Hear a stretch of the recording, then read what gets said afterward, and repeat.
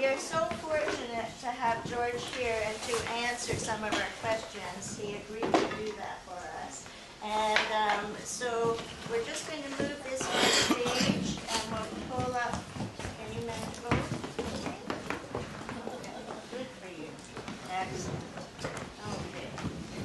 And we're going to put George right up here under the light.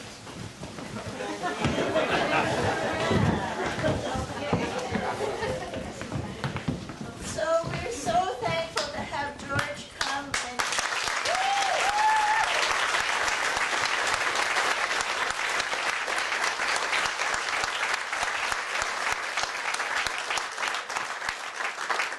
okay, we have questions and Beth is going to start to ask the first one. How much time did you spend with your father doing woodcut prints? Very little time. When he worked on his own, started early in the morning, and we barely saw it. So every now and then, yes, we were allowed to join him and make our own little woodcut, but very seldom. Did you have more than one child? I had two. One is there, and the other one is in Nova Scotia.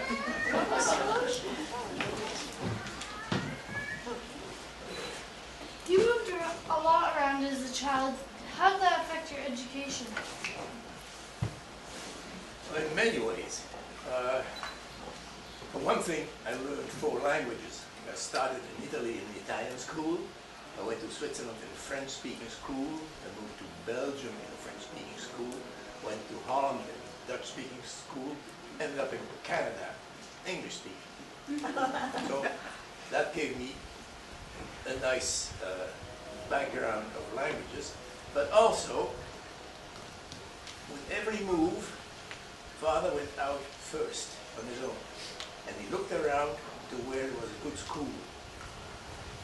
And then when he saw somewhere a place, that's a school that my kids should be at, that's where we went to live. And as a result, I had at least one very great fun school in Brussels. In Italy, just a nun school, just very interesting. But the school in Brussels made me think of you. Yeah. And that's the one school that I remember. Then you got older, went to Holland, well, it's another school, etc. Just schools. But the one in Brussels, we did all kinds of projects on our own, a lot of drawing, we printed our own books, etc. That was really fun. Is Jan alive, and if he is, where does he live? Jan is alive and well. He lives in southern France, and well, at the moment he's retired also. He lives there, but he worked as a geologist. He started working in Denmark as part of the Greenland geological exploration. So every summer, he and a group of people from Denmark went to Greenland, and they were put down in places, and they would explore. I don't know whether you know what a geologist does, but he has a hammer in his hand and hits the stone and writes down what he finds. And he does that until the snow starts coming, and whoa, and that's only 3 months in a year or so he could be there. And there's the time he was in Denmark, in Copenhagen, drawing maps where he put down what he had found, or where all his colleagues had found also. And so there's big maps of Greenland, and he enjoyed that work enormously. The whole summer outside in wild wilderness, and then in winter comfortably at home. Okay, that's fine. Is Arthur still alive, and if he is, where does he live? Arthur is also still alive. he lives in Switzerland, southern Switzerland. And he started, he studied geology in Switzerland there. And he then spent a couple of years in Indonesia working for a mining company.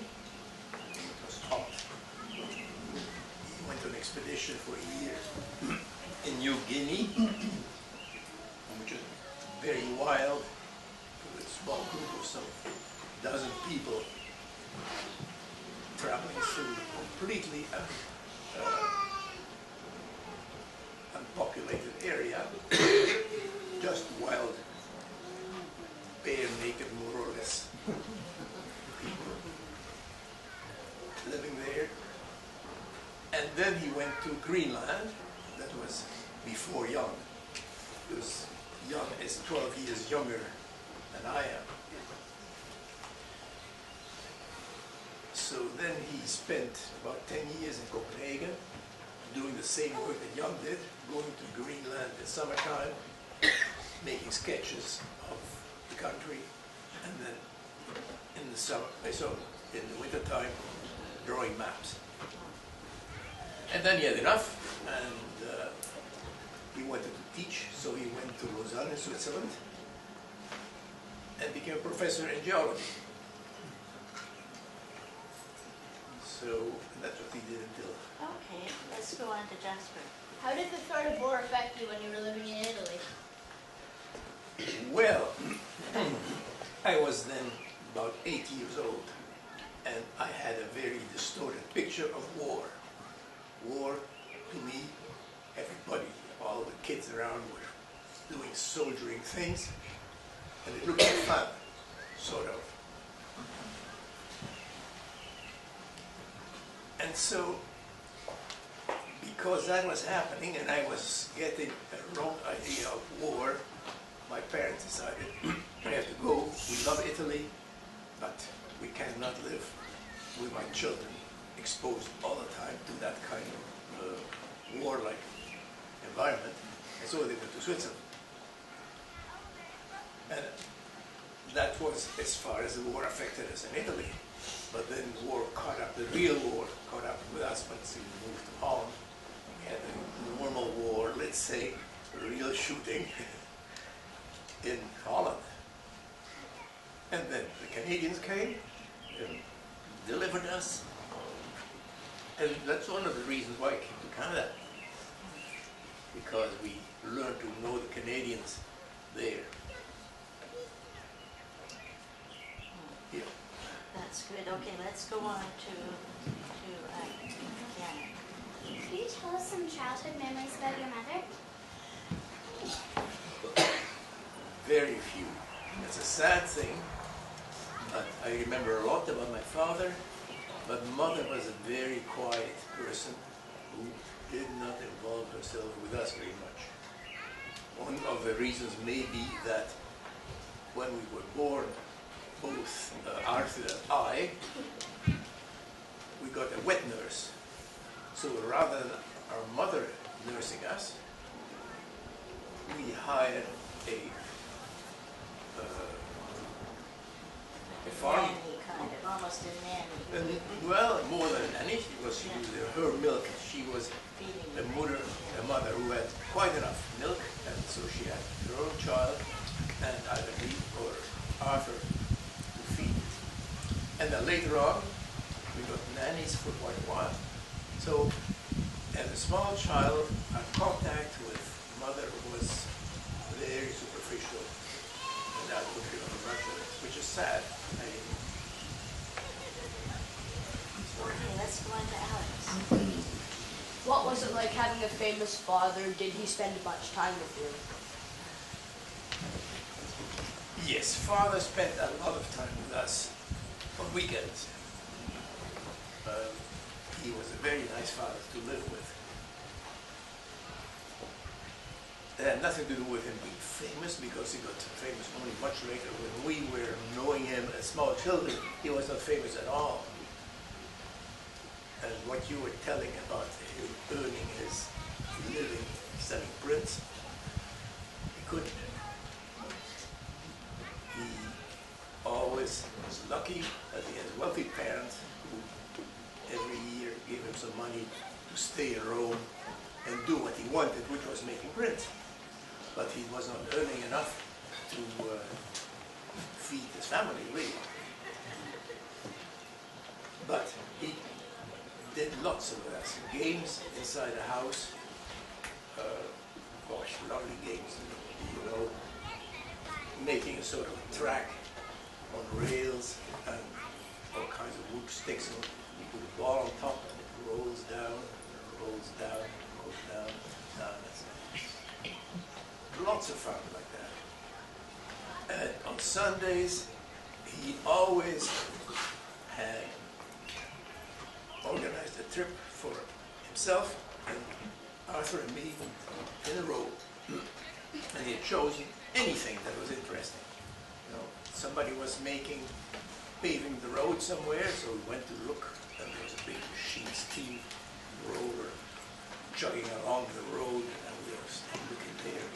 Or we went to one of those buildings that Mussolini made, huge stadia, etc. Or we visited, for example, the Roman ruins, which had all kinds of interesting things. One thing that impressed me was, from the old times, a brick table, not from here to the end of the room, with a channel around it on the table.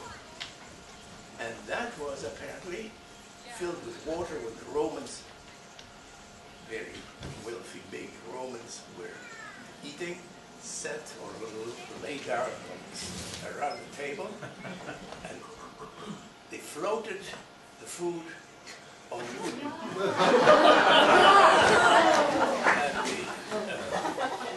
And some slaves would paddle the water. Anyway, that sort of thing, that was fun. Wow, fun. Okay, that's fun. Which place did you like living most in Europe and why? Ha!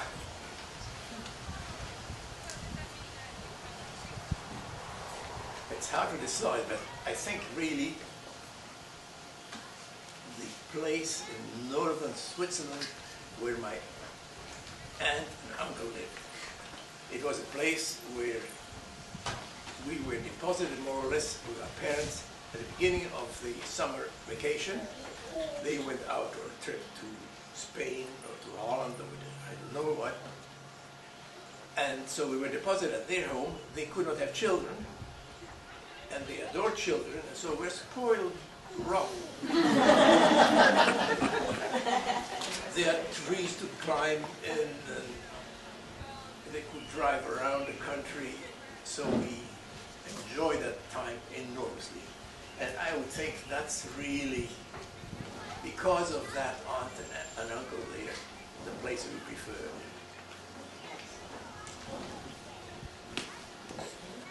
How accurate was Acrophonians about your family? Not bad at all.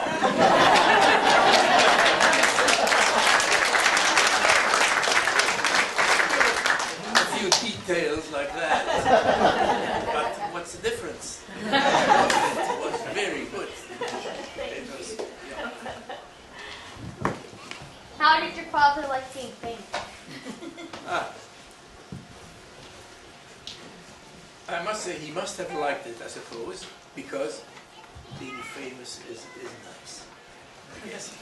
But it was a darn nuisance because it interfered with his normal work. Being famous meant that people wrote him to order prints, and yet he decided not to have or never have anybody print for him. Every print he had to make himself. That took a lot of time and took away from the time that he would have to design new prints. And that he didn't like at all. But all in all, he managed. Certainly, at the beginning, he had no problem because nobody was buying his prints. And he was making all these Italian landscapes. But once he became more or less famous after the war, well, it was nice because then suddenly you earned a lot of money. And that's nice.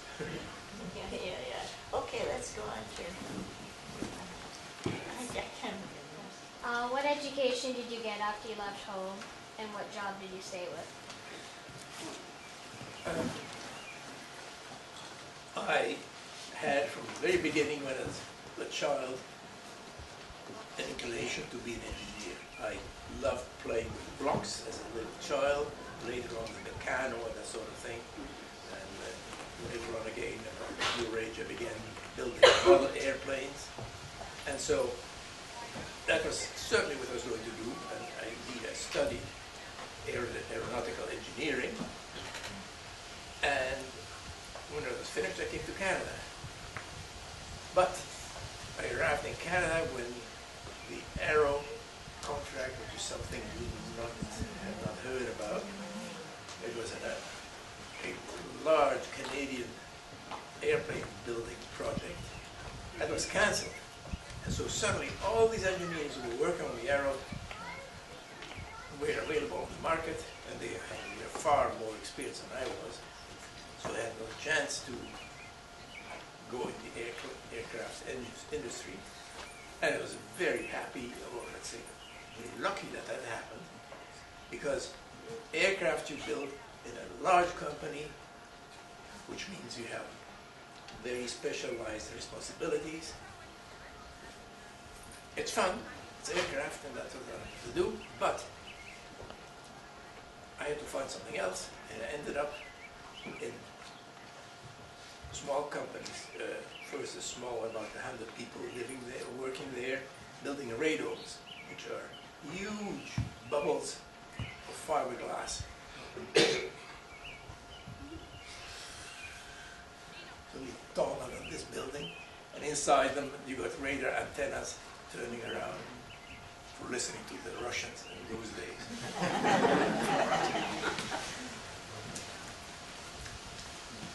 And that was much more fun.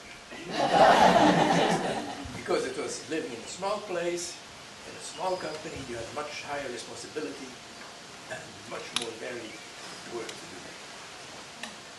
And then from there we moved to Nova Scotia, where I happened to luck out and work in a small company on the shore of the sea. And we were specializing in pipes. Small pipes, big pipe, as big as the door there.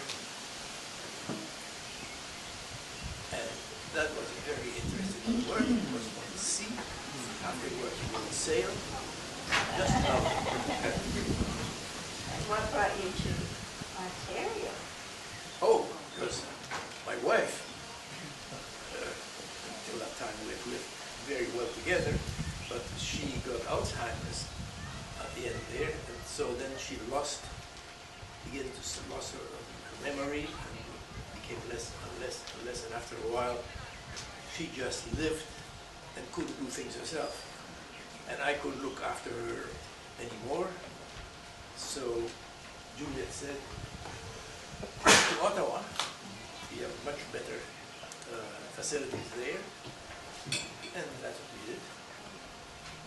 Excellent. Ursi. Did you ever sail to see the Alhambra Palace? Sail? No, Alhambra is inland. You can't sail there. I meant like sail around. Well, to- we saw where it was, but the Mediterranean to get and then go by that. Ah, no, not to Alhambra. I sailed in the Mediterranean, yes, on a ship from Antwerp, which is in Holland or Belgium, close by, around Spain to Italy, but that was on a separate trip. But did you visit? I never visited Alhambra. No, I'm sorry. I wish I had. Yeah, I wish I had, because it's a lovely place. Maybe you will.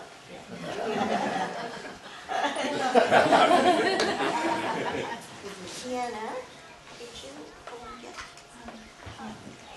We have a little something for you for answering our questions, but does any of the audience have questions that they might like to ask? Yeah, go ahead.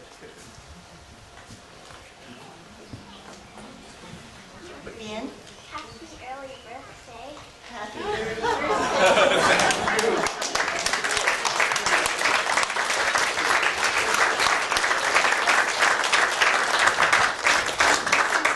This is an original copy of the first article about your dad in the Life magazine. It's a very short article, but it's on page 18 and 19. And we ordered the magazine for you because we didn't know if you had one. And we just thought, we just thought it would be, yeah, just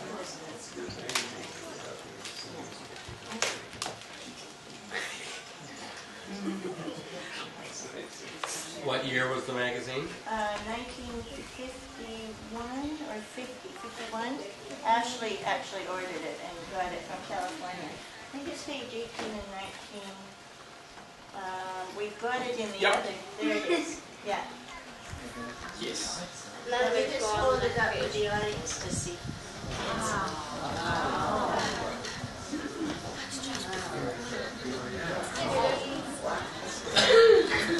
But it's not a big, there's hardly any writing about MC Escher. Really, it's mostly a picture. Yeah, it's just, there's a little bit more than that. But you know, nobody knows him yet so much. No. You know, he wasn't famous here. Not just the beginning, because it's kind of articles that made him. That's right, and he became quite famous in Yeah. North America. Yeah. I mean, we even write a play about him in the little nowhere back country, little school. Yeah, even an Escher pattern. Yeah, that did that. Yeah. Thank you. People, thanks very much for all your work that you did.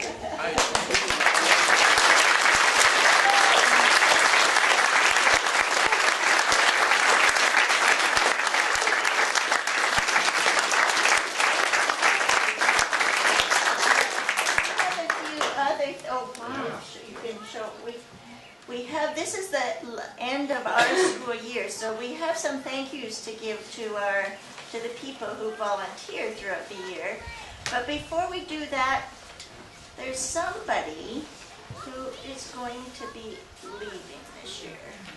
And it's Ursula. Ursula, it's a happy, sad time because we're happy that you're going on to a new adventure. But we're very sad to be losing you because your wise old soul inside is Where are you going? Another school up in Glen. Oh, okay. You're staying in this area. She's staying in this area. You yeah. see, her older brother used to go to our school, and he's going into grade 8, which is the last grade of elementary school. So she wants to be at the same school, you know, the year that he's there. So Ursi, we've got a little gift for you, and we've got your diploma.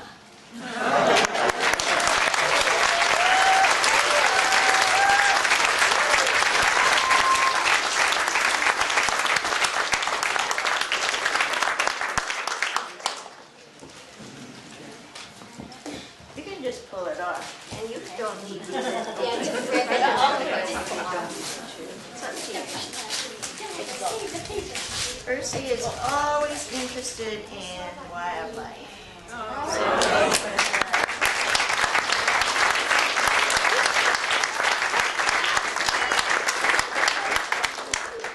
Ursa.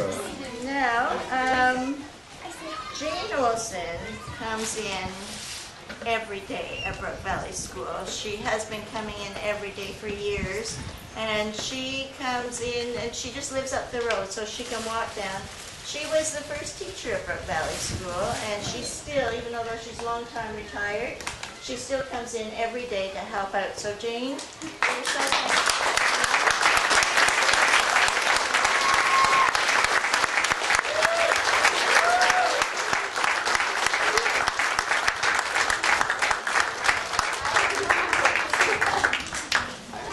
Now, Gloria, Max's grandmother, has been coming in, you know, she's been coming in all year long. She is such a sport, she will do anything. I'll say, you know, I need help in science. She comes in and does science. I need help with the play. She's been working here with us all the time with the play. She's such a sport. She'll do anything. She drives us. She, you know, it's just so wonderful to have her here. And we're just so thankful that she comes.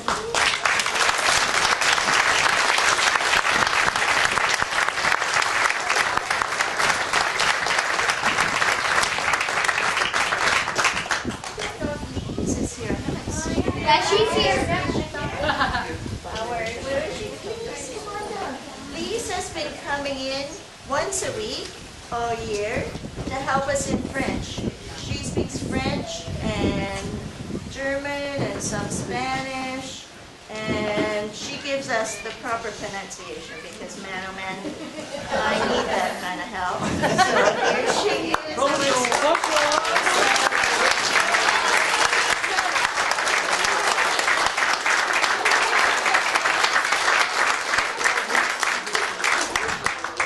Merci beaucoup. Oh, thank you so much. Oh, thank you. The kids have brought so much to my life this past year. It's been a lot of fun, and we'll do it again next year.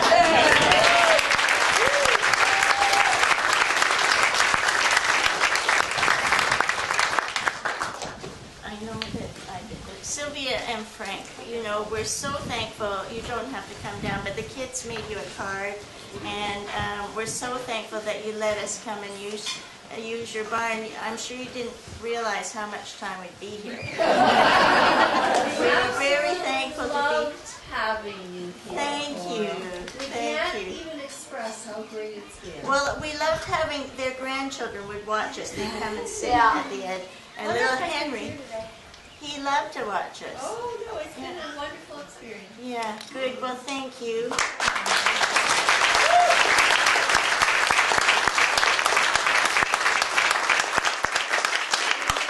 Steve Morgan came in and worked with us at this last.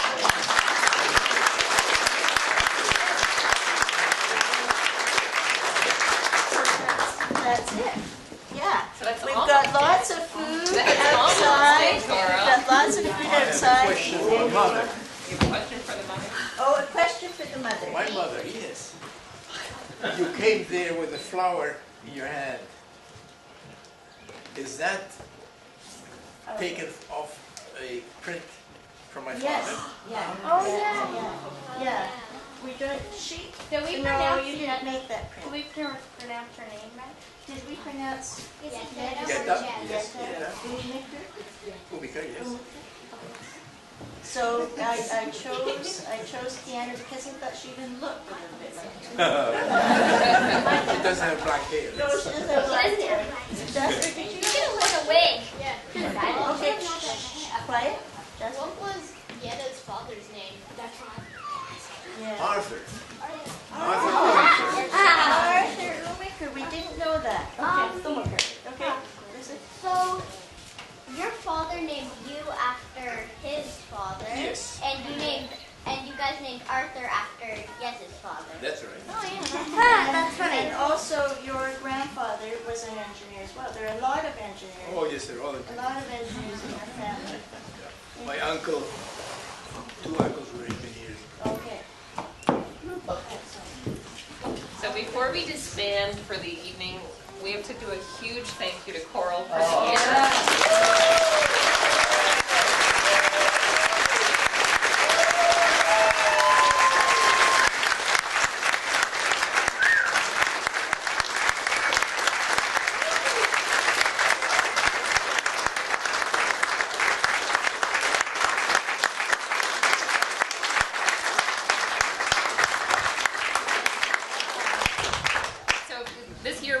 The school really doesn't function well without Coral, obviously. She keeps us going, and it's so wonderful that you are coming back again next year.